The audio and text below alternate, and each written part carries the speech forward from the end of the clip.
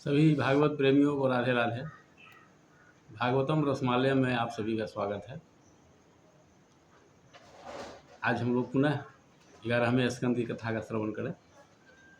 क्या आप जानते हैं इस बात को कि जो व्यक्ति गृहस्थ जीवन बिताते हैं और भगवान का भजन नहीं करते हैं, भगवान को साफ भूल जाते हैं, उनकी क्या स्थिति होती है, उनका कितना अधःपतन हो जाता है। आज इसी विषय पर यह प्रसंग है। इस पर हम लोग गौर से इसका श्रवण करेंगे और इसका जो परिणाम होगा इसको जानेंगे और इसके दुष्परिणाम से बचेंगे।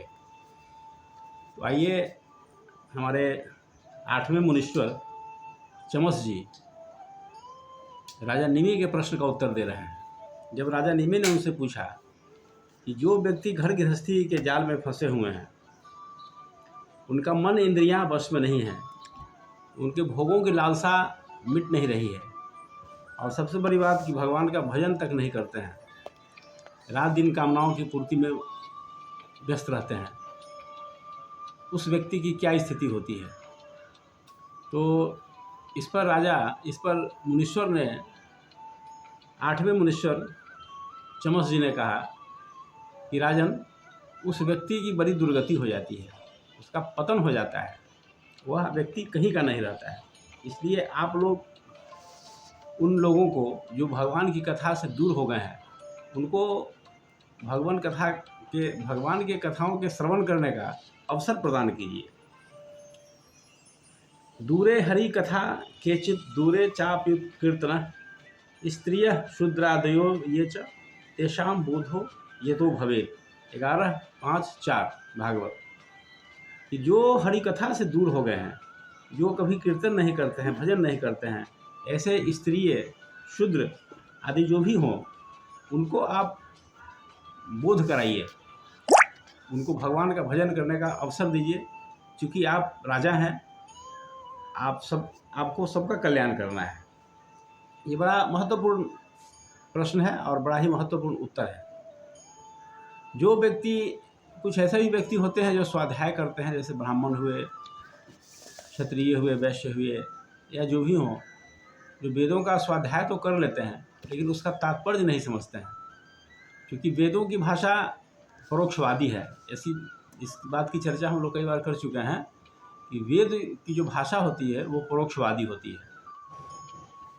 हम लोग पहले भी इस पर चर्चा कर चुके हैं कि वेदों की भाषा परोक्षवादी है। शब्दार्थ कुछ और भावार्थ कुछ और होता है। तो वेद पढ़ने वाले भी वेद समझ नहीं पाते हैं। भले कोई भी व्यक्ति हो, ब्राह्मण का काम है वेद पढ़ना, लेकिन केवल शाब्दिक अर्थ तक अगर घूमते रह जाएंगे तो वे भ्रमित हो जाएंगे, वे वेद का तात्पर्य नहीं समझ पाएंगे।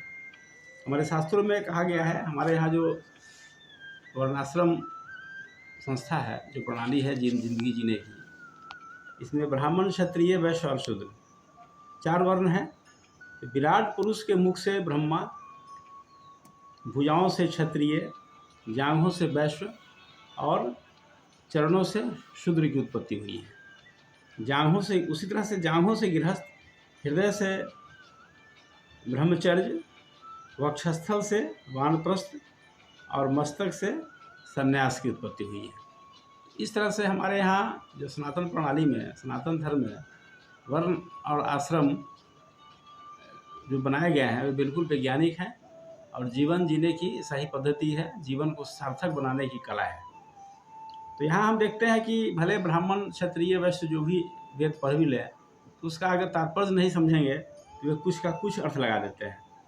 जैसे मांसाहार, मैथुन और मद्य की बात है, तो ये सब बनाए गए हैं,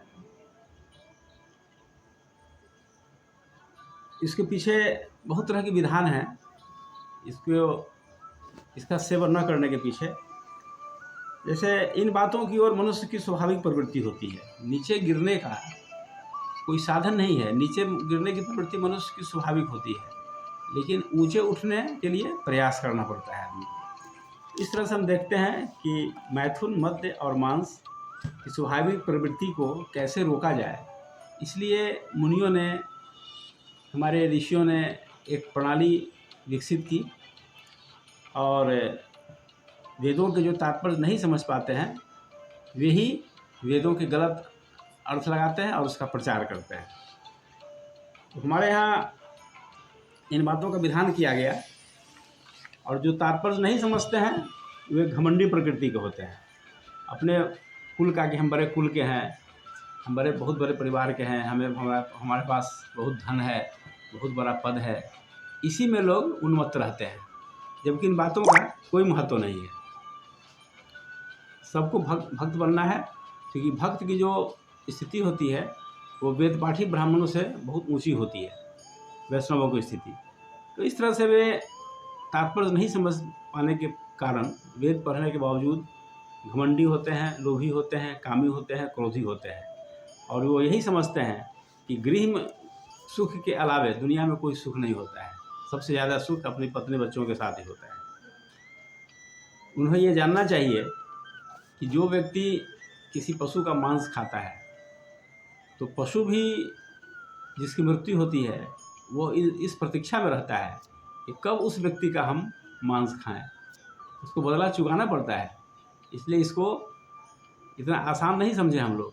अगर हम किसी पशु का, पंछी का मांस खाते हैं तो उसकी जीवात्मा जो शाश्वत है वह भी इंतज़ार करती है कि जिसने मेरा मांस खाया है उसका मांस हम भी खाएं। इसलिए मांसाहारी लोग इसको सुन करके सावधान रहें। और जहाँ तक मद्य की बात है, तो उसके संबंध में बस यही है, एक व्यवस्था की गई है कि श्रोत्रामणि यज्ञ में मद्य को केवल सूंघने का विधान है, न कि पीकर उन्मत्त होने का। अगर कोई कहता है कि शास्त्रों में ऐसा प्रावधान है, तो इसका मतलब है कि वह बिल्कुल नासमझ है। तो सुरा को केवल सूंघना है, पशु को केवल स्पर्श करना है, न कि उसको मारना है श्रोत्रामणि यज्ञ में। और पत्नी के साथ धार्मिक परंपरा के अनुसार सुसंतति की प्राप्ति के लिए ही इसका विधान है पारिवारिक जीवन में। पत्नी के साथ केवल इसी परंपरा को आगे बढ़ाने के लिए हो कि हमारी जो संतान है वो धर्माचरण करे।